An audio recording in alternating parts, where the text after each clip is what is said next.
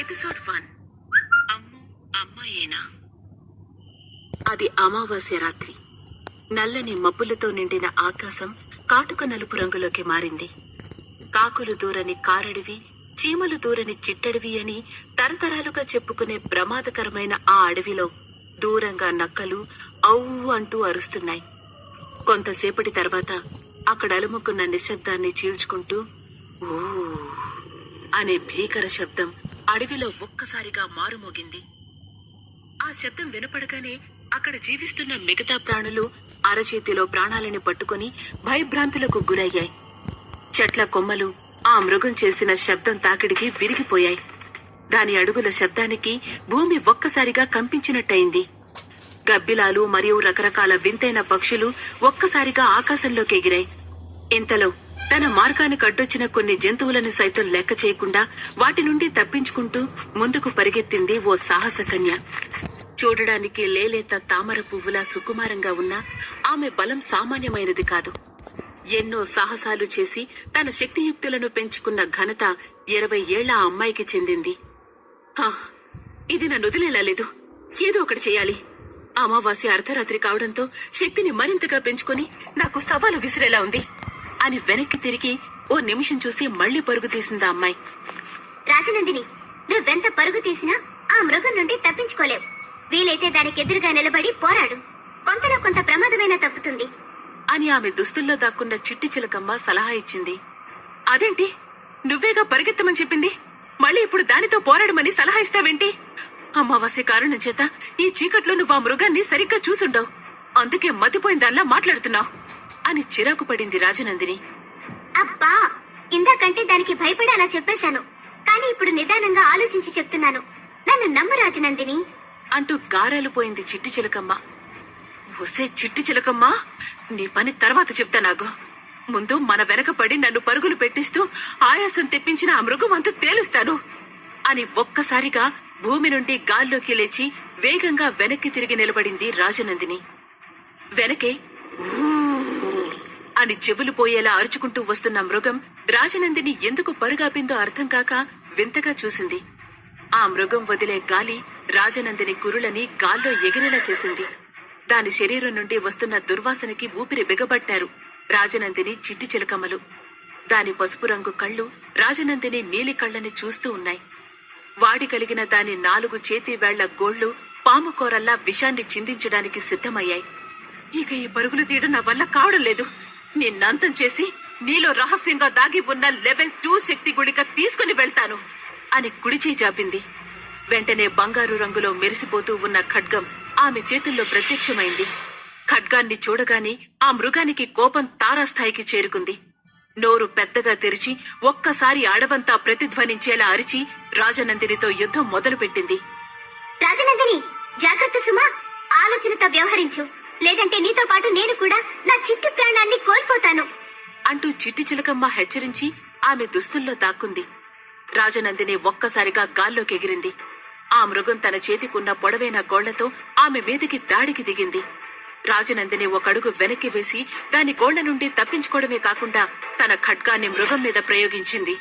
మృగం చేతి వేళ్ల గోళ్లు చెట్టుకున్న ఎండుటాకుల్లా రాలిపోయి భూమిని తాకాయి. మృగం వేళ్ల నుండి నల్లని రక్తం చింది దానికి బాధ కలిగించింది. తప్పు చేశావు, నాకు బాధ కలిగించిన వారిని నేను బతకనివ్వను అంటూ ఆ మృగం గాల్లోకి లేచింది. క్షణాల్లో మృగం తను కోల్పోయిన చేతి వేళ్ల గోళ్లని మళ్లీ తిరిగి పొందింది. ఈసారి గాల్లోకి ఎగిరి నిలబడిన ఆ 10 అడుగుల మృగం ముందు 5.5 అడుగుల ఎత్తున్న రాజనందిని చిన్నగా కనిపించింది. నేను కూడా నిన్నంత తేలిగ్గా వదలను అంటూ ఖడ్గాన్ని అలవోకగా తిప్పుతూ దానితో వీరోచితంగా పోరాడటం మొదలుపెట్టింది రాజనందిని. ఆ మృగం రాజనందిని గుండె ధైర్యం చూసి ఆశ్చర్యపోతూనే అప్రమత్తంగా ఉంటూ దాడి చేసింది. పోరాటం ఎంతకీ తనకి అనుకూలంగా మారకపోయేసరికి ఉక్రోషం ఆపుకోలేక మృగం తన మాయాజాలాన్ని ఉపయోగించి రాజనందినిలో ఉన్న శక్తులని లాక్కోబోయింది. మాయాజాలం నుండి తప్పించుకునే ప్రయత్నం చేస్తూ అలాగే ఓటమిని దూరం పెడుతూ రాజనందిని తన శాయశక్తులా ఆ మృగాన్ని ఎదుర్కొంటుంది. ఇక ఇలా లాభం లేదని ఆ మృగం మాయా అస్త్రం వదిలింది. అది రాజనందినికి తగిలే సమయానికి ఓ వెండి కొండలా మెరుస్తున్న ఖడ్గం ఆ అస్త్రాన్ని అడ్డుకుంది. రెప్పపాటులో ఆ మృగం మాయా అస్త్రాన్ని నేలపాలవ్వకుండా జాగ్రత్త పడి దానిని మాయం చేసింది. మురారి, నువ్వెందుకు ఇక్కడికొచ్చావు అంటూ రాజనందిని అతని వైపు కోపంగా చూసింది. రాక తప్పలేదు రాజనందిని, నువ్వు ప్రమాదంలో ఉన్నావని అనిపించింది, అందుకే వచ్చేశాను అంటూ మురారి మృగం వంక తీక్షణంగా చూశాడు. మురారి, నువ్వనుకున్నట్టు ఇది మామూలు మృగం కాదు, ప్రమాదకరమైనది, ప్రాణాలు పోతాయి, వెళ్ళిపో అంటూ మురారిని పంపేసే ప్రయత్నం చేసింది రాజనందిని. నువ్వే నా గురించి ఆలోచించుకు, నేను దీన్ని పోరాడి నీకు ఆ శక్తి గుళిక దక్కేలా చేస్తాను అని హామీ ఇచ్చాడు మురారి. ఏంటి, నన్ను అంతం చేస్తావా? ఆ పని నువ్వనుకున్నంత సులువు కాదు మురారి అంటూ వెటకారంగా మాట్లాడి నవ్వుకుంది ఆ మృగం. ఎందుకో, నువ్వేమైనా పైనుండి దిగొచ్చావా? ఈ మాయా అడవిలో అమావాస్య రాత్రి నాడు సాధించుకున్న కొన్ని శక్తులు ఉన్న పొడవైన మృగానివి, అంతే కదా? అయినా నీకు మరీ అంత దర్పం పనికిరాదు అని దాన్ని రెచ్చగొట్టాడు మురారి. రాజనందిని, ఇప్పటిదాకా కొద్దో గొప్ప మనం బ్రతుకుతామని ఆశ ఉండేది. ఇప్పుడు ఇతగాడు మాట్లాడిన మాటలకి ఆ ఆశ కూడా ఆవిరైపోయింది. మనం ఈ మృగం చేతుల్లో కొద్ది క్షణాల్లో చావడం ఖాయం అని దిగులు పడింది చిట్టి చిలకమ్మ. షూ, మౌనంగా ఉండు, మురారేం చేస్తున్నాడో నాకు బాగా అర్థమైంది అంటూ రాజనందిని చిట్టి చిలకమ్మతో మెల్లగా అంది. నన్నే అంత మాట అంటావా? అసలు నీకు నా గురించి తెలుసా? నేను నీ ఎదుట నిలబడి నా మాయాజాలం ప్రయోగించి మాయా అస్త్రాన్ని నీ మీద సంధించాలంటే నీలో ఉన్న శక్తి మొత్తం నా వశమైపోతుంది. అప్పుడు శక్తులన్నీ కోల్పోయిన నిన్ను సంహరించడం నాకు చిటిక వేసినంత పని అని గంభీరంగా చెప్పిందా మృగం. అవచ్చా, నీ ముందు నిలబడి నీ అస్త్రం ప్రయోగించేంత వరకు నేనేం చేయకుండా చేతులు కట్టుకొని నిలబడతాననుకుంటున్నావా ఏంటి? నేను కూడా నా దగ్గరున్న ఓ రహస్య అస్త్రాన్ని వాడతాను అంటూ మురారి కూడా తడబడకుండా ధైర్యంగా నవ్వుతూ చెప్పాడు. నన్ను చూస్తే నీకు నవ్వొస్తోందా? అనవసరంగా నాకు కోపం తెప్పించి కొరివితో తలకొక్కుంటున్నావు. ఇవాళ నీ ప్రాణాలు పోవడం ఖాయం అని కోపంతో ఊగిపోతూ మాయా అస్త్రాన్ని మురారి వైపుకి విసిరిందా మృగం.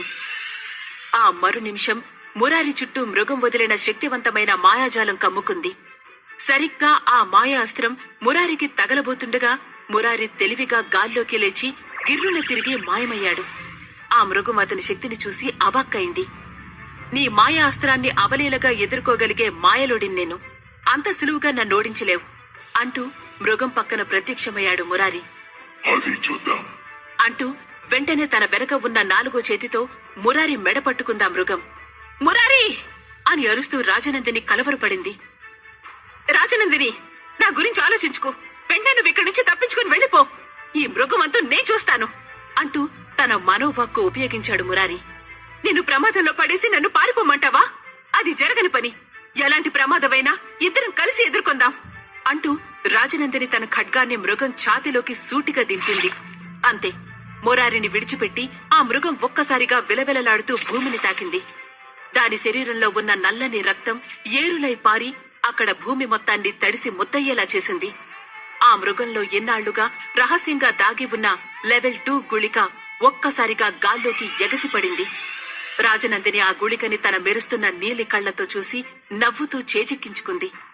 అభినందనలు రాజనందిని, మొత్తానికి నువ్వనుకున్నది సాధించావు అంటూ మురారి ఆమెను పొగిడాడు.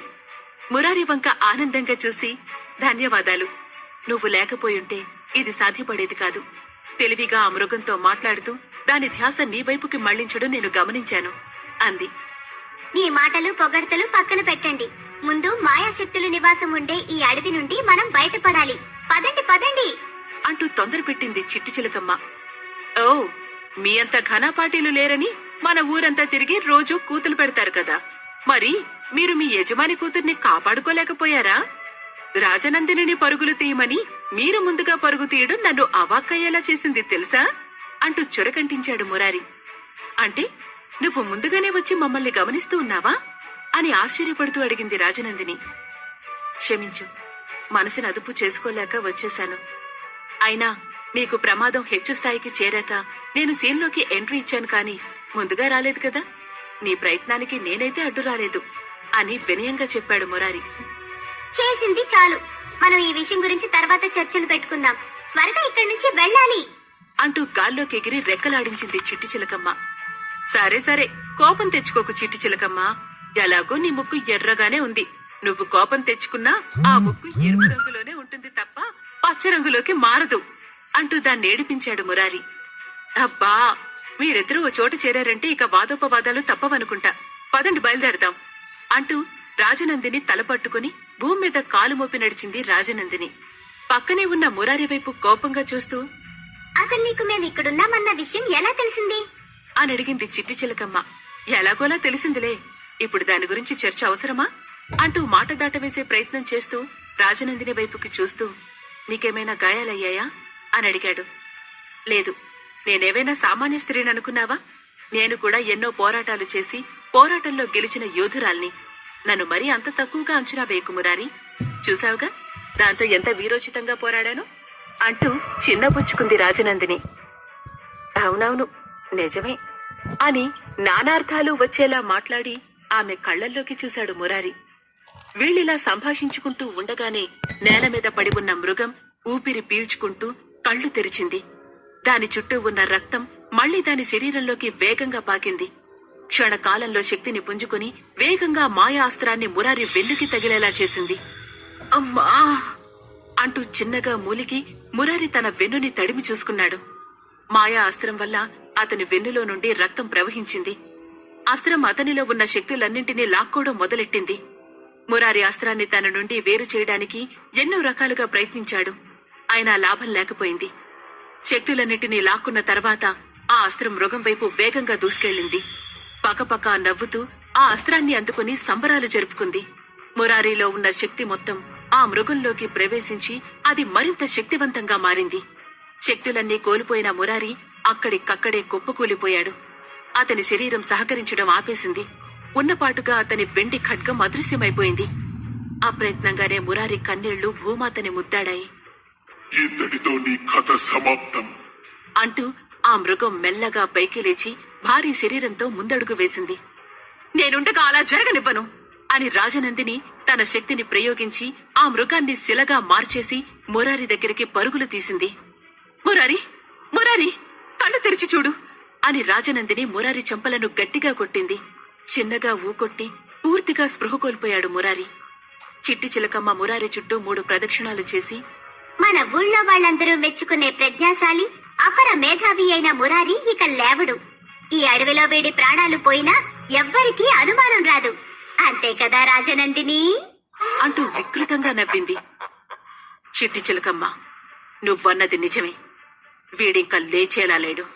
మనం అనుకున్నది సాధించాం అంటూ క్రూరంగా మురారి వైపు చూసి లేచి నిలబడింది రాజనందిని. మురారి ఇక లేవడు అని నిర్ధారించుకుని శిలగా మార్చిన మృగాన్ని మళ్లీ మామూలుగా మార్చేసి, మురారి శక్తులు నాకు కావాలి, నేను మరింత శక్తివంతంగా మారాలి అంటూ కుడి చేతిని ఆ మృగం ముందు చాపింది రాజనందిని. ఆజ్ఞ శిరస వహిస్తాను అని ఆ మృగం తల వంచి తనలో దాచుకున్న మురారి శక్తులన్నింటినీ ఓ క్రిస్టల్ బాల్లో నింపి రాజనందిని చేతికి అందించింది. అర్ధరాత్రి గడిచి తెల్లవారుజాము గడియలు సమీపిస్తున్నాయని అర్థమైన రాజనందిని, ఇంకెప్పుడు ఈ అడవిలో కాని మురారి వంశస్థుల కంట్లో కాని పడకు, శాశ్వతంగా భూగర్భంలో జీవించు అని ఆజ్ఞాపించింది. ఆ మృగం మారు మాట్లాడకుండా వెంటనే భూగర్భంలోకి జారుకుంది. సాధించా నాన్నా అంటూ మంత్రం చెప్తూ సందేశం పంపగానే రాజనందిని నాన్న భూపతిరాజు అక్కడ ప్రత్యక్షమయ్యాడు. భూపతిరాజు రాజనందిని కాళ్ల దగ్గర చావు బతుకుల మధ్య కొట్టుకుంటున్న మురారిని చూసి ఉప్పొంగిపోయాడు. ఆ తర్వాత మురారి శక్తులు కలిగిన క్రిస్టల్ బాల్ ని తన మంత్రశక్తి ఉపయోగించి ధ్వంసం చేసేశాడు. వీడి శక్తులన్నీ నాశనమైపోయాయి. ఇకపై మమ్మల్ని ఎదుర్కొనే మగాడు మొనగాడు ఎవ్వరూ లేరు అనుకుంది చిట్టి చిలకమ్మ. నీలాంటి కూతుర్ని కన్నందుకు నేను గర్వపడుతున్నాను. అనుకున్నది అనుకున్నట్టుగా జరిగినందుకు నాకు చాలా సంతోషంగా ఉంది. పద వెళ్దాం అంటూ కూతురి భుజం తట్టి అభినందించాడు భూపతిరాజు. రాజనందిని తల ఆడించి మంత్రం వేయగానే చటుక్కున చిట్టి చిలకమ్మ, రాజనందిని మరియు భూపతిరాజులు అడవిలో మాయమై తమ నివాస స్థలంలో ప్రత్యక్షమయ్యారు. అసలు ఈ మురారి ఎవరు?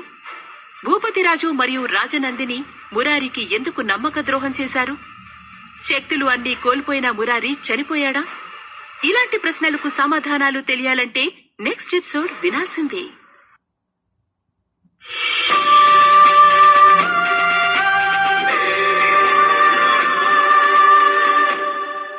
ఎపిసోడ్ 2 బలాత్కారమా. రాజనందిని అపాయంలో ఉందని భావించి సాయం చేసేందుకు వెళ్లిన మురారి ఆమె ఏర్పాటు చేసిన చక్రవ్యూహంలో చిక్కుకొని తన శక్తులన్నీ కోల్పోయి చావు బతుకుల మధ్య కొట్టుమిట్టాడుతున్నాడు. సూర్యోదయం తొలి కిరణాలు మురారి మొహాన్ని ముద్దాడాయి. కన్నీటి బొట్లు అతని మొహాన్ని తడుపుతూ ఉన్నా మురారి శరీరంలో ఎలాంటి చలనం కనిపించలేదు. ఇంతలో అక్కడికి వచ్చిన ఓ 50 ఏళ్ల వయసున్న పెద్ద మనిషి ఆప్యాయంగా మురారి తల నిమిరాడు. మురారి, నిజంగా నువ్వు ఆ తప్పు చేశావంటే నమ్మలేకపోతున్నాను. ఎందుకంటే అవినీతి నా రక్తంలోనే లేదు. మరి నా రక్త మాంసాలు పంచుకుని పుట్టిన నీలో అవినీతి ప్రవహిస్తోందని నన్నెలా నమ్మమంటావ్? కానీ సాక్ష్యాలు మాత్రం నీకు విరుద్ధంగా పలుకుతున్నాయి. మనసుకి మేధస్సుకి మధ్య యుద్ధం జరుగుతోంది. కేవలం నువ్వు మాత్రమే సమాధానం ఇవ్వగలవు. లే మురారి, త్వరగా లే అంటూ మురారిని ఒళ్ళో పెట్టుకుని కుదపసాగాడు. మురారి కన్న తండ్రి కరుణాకర్. మురారి శరీరం ఒక మాంసపు ముద్దలాగా ఉందే కాని జీవం ఉన్న దేహంలా లేదు. అతని ముఖంలో జీవకళ తప్పి ప్రేతకళ ఉట్టిపడుతోంది. శరీరం తెల్లగా పాలిపోయి నిర్జీవంగా తోచింది. వెన్నెముక కూడా పూర్తిగా దెబ్బతింది. నీ మీద మోపిన నింద పూర్తిగా నిజమని రుజువు కాకముందే నిన్ను ఇంతలా శిక్షించడం వారి దుర్బుద్ధిని చాటుతోంది. ఛీ, వాళ్లలో కాస్త కూడా మానవత్వం అనేది లేదు. కాని నేను మాత్రం ఓటమి ఒప్పుకోను. నిన్ను బ్రతికించుకుంటాను. నమ్మకు ద్రోహం చేసి నిన్ను నన్ను ఇంతటి దుస్థితికి తీసుకొచ్చిన ఏ ఒక్కరిని వదిలిపెట్టను. వాళ్లకి తగిన గుణపాఠం నేర్పాల్సిందే అంటూ కరుణాకర్ నిట్టూర్పు విడిచి కుమిలిపోతూ కోపాన్ని అదుపు చేసుకుంటూ మురారి తలని తలపాగా మీద ఉంచి అడవిలోని మూలికల కోసం పరుగులు తీశాడు. కన్నబిడ్డ ప్రాణం కోసం ఆ తండ్రి మహాయాగమే తలపెట్టాడు అని చెప్పడంలో ఏమాత్రం అతిశయోక్తి లేదు. కరుణాకర్ దృఢ సంకల్పం వల్ల అని చెప్పాలో లేక మురారి విధిరాత వల్లనో కాని కొంతసేపటికి మురారి శరీరంలో మార్పు రావడం మొదలైంది. కాని వెన్నుముక మాత్రం బలహీనంగానే ఉండిపోయింది. మురారి చిన్నగా మూలుగుతూ భారంగా కళ్ళు తెరిచి చూశాడు. మురారి ఎప్పుడు స్పృహలోకి వస్తాడా అని ఆశగా ఎదురు చూస్తున్న అతని తండ్రి కరుణాకర్ ఎదురుగా కనిపించాడు. నాన్నా, మీరిక్కడా అని మెల్లగా పైకి లేవబోయాడు. కాని మురారి శరీరం అందుకు సహకరించలేదు. నేను బతికున్న చచ్చిన శవంగా మిగిలిపోయానన్నమాట అని బాధపడ్డాడు మురారి. అది విన్న కరుణాకర్ గుండె తరుక్కుపోయింది. క్షమించు కన్నా, నిన్ను బ్రతికించుకోగలిగాను కాని నీలో ఉన్న శక్తులని తిరిగి రప్పించలేకపోయాను. దయచేసి కదిలే ప్రయత్నం చేయకు అంటూ తడబట్టాడు కరుణాకర్. నాన్నా, మీ ప్రయత్నం మీరు చేశారు. నా ప్రయత్నం కూడా నన్ను చేయనివ్వండి. అంత తొందరగా ఓటమి ఒప్పుకొని నా జీవితం ఇంతే అనుకునే మనస్తత్వం కాదు నాది. నాకు రాదు కూడా అంటూ మురారి తన 2 చేతులను జోడించి తనలో అంతరించిపోయిన శక్తిని తిరిగి సంపాదించే ప్రయత్నం చేశాడు. కాని ఎంత ప్రయత్నించినా శక్తి తిరిగి రాలేదు. మురారి మెల్లగా పక్కకి తిరిగి ఎలాగైనా పైకి లేవబోయాడు. అతని ప్రయత్నం కొంతవరకు ఫలించింది. మురారి ఆనందించాడు. కాని ఆ ఆనందం ఎంతోసేపు నిలవలేదు. అతని శరీరం అదుపు తప్పి మురారి పక్కకి పడిపోయాడు. కరుణాకర్ వెంటనే మురారిని పట్టుకుని, ఈ క్షణానికి ప్రయత్నించాలు. విశ్రాంతి తీసుకో మురారి. శరీరానికి ఎక్కువ శ్రమ పెట్టి ఉన్న ఈ కాస్త శక్తిని కోల్పోకు అని సలహా ఇచ్చాడు. మురారి తల అడ్డంగా ఊపుతూ, అసలు ఆ అడవి మృగం నా శక్తిని ఇంతలా ఎలా లాక్కోగలిగింది అంటూ ఆశ్చర్యపోతూ ఆలోచించడం మొదలుపెట్టాడు. అడవి మృగమా? ఏం మాట్లాడుతున్నావు మురారి? నిన్ను శక్తిహీనుణ్ణి చేసింది ఆ భూపతిరాజు కాదా అంటూ మురారిని అడిగాడు కరుణాకర్. భూపతిరాజా? నా దగ్గర నుంచి శక్తులు లాక్కుని నన్ను ఇలాంటి పరిస్థితికి తీసుకొచ్చే సత్తా ఆ భూపతిరాజుకి ఎక్కడుంది నాన్నా? ఈ మాట మీరెలా నమ్మారు? అవును, నేనిక్కడున్న విషయం మీకెలా తెలిసింది? ఎంతసేపు నేనిలా స్పృహలో లేకుండా ఉన్నాను అని మురారి ప్రశ్నల మీద ప్రశ్నలు అడగగానే కరుణాకర్ ఆలోచనలో పడ్డాడు. గత 12 రోజులుగా నువ్వు స్పృహ కోల్పోయి చావుతో పోరాడి ఇప్పుడే బయటపడ్డావు అని కరుణాకర్ చెప్పగానే మురారికి ఒకంత ఆశ్చర్యం కలిగింది. నాన్నా, ఎక్కువసేపు నిలబడలేకపోతున్నాను. ఇంటికి వెళ్దాం పదండి అని చెప్పి మురారి వెన్ను నొప్పిని అదుపు చేసుకునే ప్రయత్నం చేశాడు. కన్నా, మనం ఇంటికి వెళ్లలేం. మనల్ని ఇంటి నుంచి బహిష్కరించారు అని మురారిని దగ్గర్లో ఉన్న ఒక రాయి మీద కూర్చోబెట్టి తానే మురారికి వెన్నెముకగా మారి అతని శరీరాన్ని పడిపోకుండా ఆపాడు కరుణాకర్. ఎందుకు నాన్నా, అంత పెద్ద తప్పు మనమేం చేశాం అని కంగారు పడ్డాడు మురారి. కరుణాకర్ చేతులు నలుపుకుంటూ మురారి వంక చూసి, భూపతిరాజు కూతురు రాజనందినిని నువ్వు బలవంతం చేశావని నీ మీద నింద మోపారు. ఆ వార్త వినగానే పెద్దన్నయ్య మనల్ని బహిష్కరించాడు. అంతేకాదు, భూపతిరాజే స్వయంగా నీకు శిక్ష వేశాడని, ఈ అడవి మృగాలకి ఆహారంగా నిన్ను వదిలేసి వెళ్లాడన్న వార్త మన ఊరు మొత్తానికి తెలిసింది. ఆ వార్త వినగానే నేను వెంటనే ఇక్కడికి బయలుదేరొచ్చాను. అదృష్టవశాత్తు నేను నిన్ను వెతుక్కుంటూ వచ్చే వరకు ఏ మృగం కూడా నీకు హాని తలపెట్టలేదు. నిన్ను స్పృహలోకి రప్పించేందుకు నాకు తెలిసిన వైద్యం చేశాను అంటూ ఊళ్ళో జరిగింది మొత్తం చెప్పాడు. నాన్నా, ఇదంతా భూపతిరాజు మనల్ని శాశ్వతంగా మన ఊరు నుండి బహిష్కరించేందుకు పన్నిన పన్నాగు అనిపిస్తోంది. నేరుగా మనల్నేవీ చేయలేక నాకు రాజనందినికి మధ్యన ఉన్న స్నేహాన్ని అవకాశంగా మార్చుకుని ఇంతటి దుర్మార్గానికి పాల్పడ్డాడు. వాడికంటే బుద్ధి లేదు సరే, మనవాళ్ల బుద్ధి ఏమైంది? వాడు వేసిన నిందలు అలా ఎలా నమ్మారు అంటూ కోపంతో రగిలిపోయాడు మురారి. సాక్ష్యం ఉంది కాబట్టి అంతా నమ్మారు. నువ్వు తనని బలవంతం చేయబోయావని రాజనందిని స్వయంగా మన ఇంటికి తన తండ్రిని వెంటబెట్టుకునొచ్చి చెప్పింది. ఆఖరికి చిట్టి చిలకమ్మ కూడా అవే మాటలు వల్లె వేసింది అన్నాడు కరుణాకర్. రాజనందిని అలా చెప్పిందంటే నేను నమ్మలేకపోతున్నాను నాన్నా. బహుశా భూపతిరాజు తనని బెదిరించేలా చెప్పించుండొచ్చు. నిజమేంటో మనం కనిపెట్టాలి.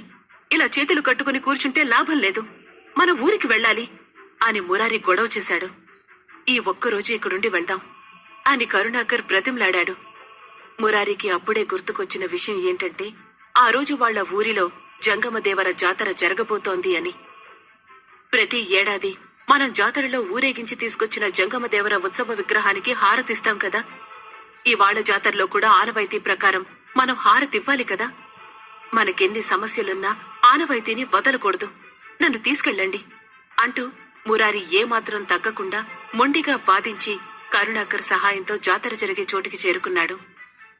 ఓం శివోహం, ఓం శివోహం, రుద్రనామం భజేహం, హర హర హర హర హర హర హర హర మహాదేవ, శంభో శంకర, ఓం నమ శివాయ అంటూ జాతరలో పాల్గొన్న వాళ్లంతా భక్తి పారవస్యంతో గొంతు కలిపారు. కాని మురారి వారి ముందుకు రాగానే వాళ్లందరూ నిశ్శబ్దం పాటిస్తూ ఊరి పెద్దగా అప్పుడే బాధ్యతలు స్వీకరించిన కరుణాకర్ పెద్దన్నయ్య గజకేసరి వంక తలతిప్పి చూశారు. గజకేసరి తదేక దీక్షతో ఓం నమ శివాయ అంటూ పంచాక్షరి మంత్రాన్ని ఏకధాటిగా జపిస్తూ జంగమదేవరుడైన మహాశివుడికి అఖండ కర్పూర హారతనిస్తున్నాడు. మురారిని చూసిన జంగమ కులపెద్ద క్షణకాలం తడబడి గంట కొట్టడం ఆపగానే గజకేసరి కళ్ళు ఒక్కసారిగా తెరుచుకున్నాయి.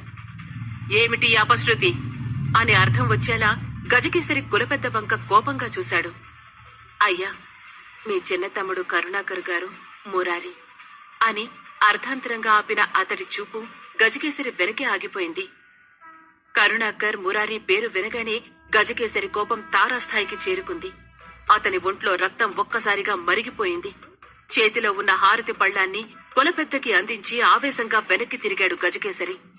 అతను తిరిగిన వేగానికి అతని మెడలో ఉన్న శివ రుద్రాక్ష మాలలు ఒకదానికి ఒకటి తగిలి వింతైన శబ్దం చేశాయి. పెద్దన్నయ్య కోపావేశాలు చూసిన కరుణాకర్ అతని కళ్లల్లో కళ్లు పెట్టి చూడలేక చూపు దింపుకున్నాడు. వీళ్ళిద్దరినీ ఇక్కడికెవరు రానిచ్చారు? వెంటనే ఇక్కడి నుంచి బయటికి గెంటేయండి అని గజకేసరి దిక్కులు పిక్కటిల్లేలా అరిచాడు. ఆ అరుపుకి అతని మిగతా తమ్ముళ్లు గజగజ వణికిపోయారు. పెదనాన్న, ఎవరో ఏదో నింద వేయగానే మీరు నిజమని ఎలా నమ్మారు? నేను ఎలాంటి వాణ్ణో మీకు తెలీదా అని మురారి సూటిగా గజకేసరిని చూసి అడిగాడు. ఎంత ధైర్యం ఉంటే తప్పు చేసి తలెత్తుకుని ఎలా మా ముందే నిలబడి మాట్లాడతావు? నీ వాలకం చూస్తుంటే చచ్చి బతికినట్టున్నావు.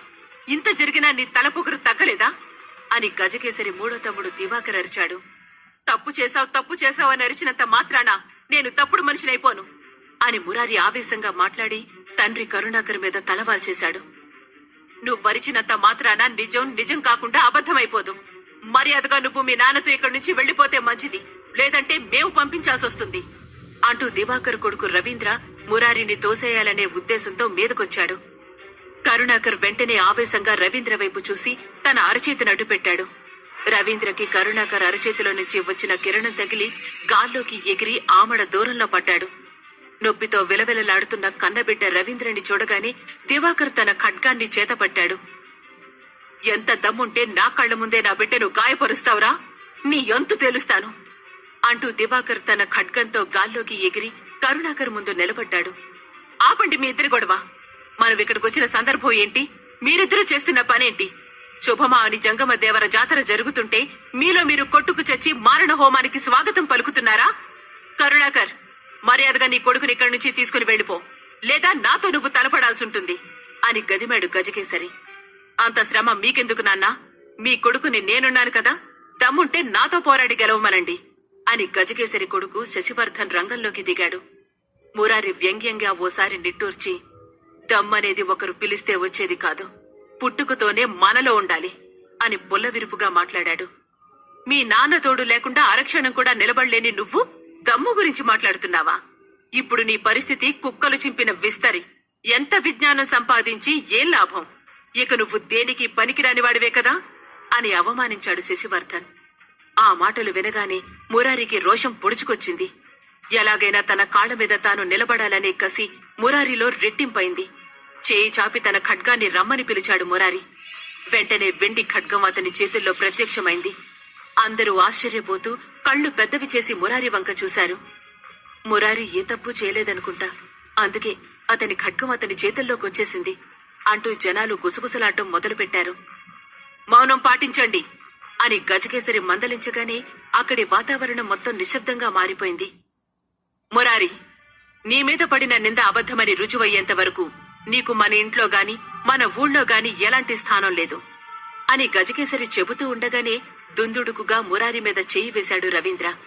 వెంటనే మురారిలోని అతీంద్రియ శక్తి ఉవ్వెత్తుల ఎగసిపడింది.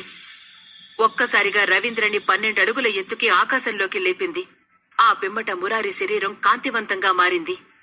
శశివర్ధన్ తన ఖడ్గాన్ని రవీంద్ర వైపుకు చూపించి మంత్రం చదవడం మొదలుపెట్టాడు.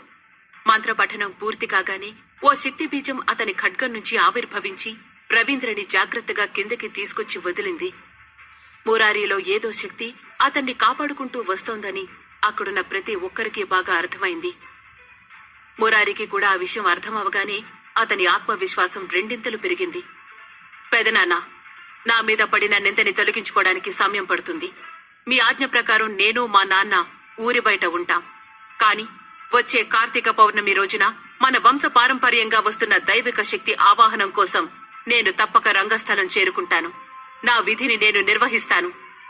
ఇక సెలవు అంటూ కరుణాకర్ సహాయంతో మురారి జాతర నుంచి వెళ్లిపోవడానికి సిద్ధమయ్యాడు. గజకేసరి అతని మిగతా తమ్ముళ్లు వెళ్లిపోతున్న వారిద్దరినీ తీక్షణంగా చూశారు. రవీంద్ర అవమానంతో తలదించుకున్నాడు. జనాల మధ్యన నిలబడి కరుణాకర్ మురారీలను గమనిస్తూ చాటుగా వాళ్ళని అనుసరించింది ముసుగు వేసుకున్న ఓ అమ్మాయి.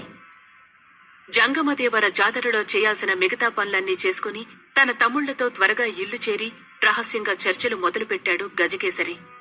ఛ, ఇంత పగడ్బందీగా పథకం వేసినా ఆ మురారి ఎలా తప్పించుకున్నాడు? ప్రాణాలతో ఎలా బయటపడ్డాడు? ఆ భూపతిరాజు అంతా చూసుకుంటాను అని చెప్పాడు కదా, ఇదేనా అతడి నిర్వాకం? మురారి ప్రాణాలతో ఉన్నాడంటే మన ప్రాణాలకి ప్రమాదం అన్నమాటే అంటూ దివాకర్ కంగారు పడ్డాడు. మనం కూడా భూపతిరాజుతో చేతులు కలిపామని తెలిస్తే ముందు మన చిన్న తమ్ముడు కరుణాకర్ మనల్ని చంపినా చంపేస్తాడు అని బిక్కమొహం వేశాడు 4వ తమ్ముడు కమలాకర్. పెద్దన్నయ్య, ఇప్పటికైనా మించిపోయిందేమీ లేదు. మీరు చేసిన తప్పుకి క్షమాపణలు చెప్పి మురారి కరుణాకర్లతో కలిసిపోండి. భూపతిరాజు మీరనుకున్నంత అమాయకుడు మంచివాడు కాదు. కోరలు ఉన్న విషపూరితమైన పాముకి పాలు పోస్తే ఎంత ప్రమాదమో అతనితో స్నేహం చేసి చనువుగా ఉండటం అంతే ప్రమాదం అంటూ గజకేసరి 2వ తమ్ముడు రత్నాకర్ ప్రాధేయపడ్డాడు. రత్నాకర్ మంచి మనిషి, ఎప్పుడూ కుటుంబమంతా కలిసిమెలిసి ఉండాలని ఆశపడే వ్యక్తి. కాని పెద్దన్నయ్య మీద గౌరవం ఉంచి అతని శక్తి సామర్థ్యాల ముందు తల వంచి అన్నీ తెలిసినా ఎవరికీ ఏమీ చెప్పలేక నోరు మెదపకుండా ఉండిపోయాడు. ఆపుని అధిక ప్రసంగం, ఉచిత సలహాలివ్వకు. ఈ ఇంటికి పెద్ద నేను. ఎలాంటి నిర్ణయం తీసుకోవాలో నాకు బాగా తెలుసు. మురారికి ఈ గతి పట్టడానికి మేం కూడా కారణమని కరుణాకర్కి నీ వల్ల తెలిస్తే నీతో మాకున్న సంబంధాలు తెగిపోతాయి. జాగ్రత్త అని బెదిరించి రత్నాకర్ని అతని గదిలోకి పంపేశాడు గజకేసరి. కరుణాకర్ అన్నయ్యలు చేసిన కుట్ర మురారికి తెలుస్తుందా? ఇంతకీ ఆ ముసుగు వ్యక్తి ఎవరు? ఎందుకు వాళ్ళని ఫాలో అవుతున్నారు? రాబోయే కార్తీక పౌర్ణమి నాడు మురారి దైవిక శక్తి ఆవాహనంలో పాల్గొనగలడా? తెలుసుకోవాలంటే నెక్స్ట్ ఎపిసోడ్ వినాల్సిందే.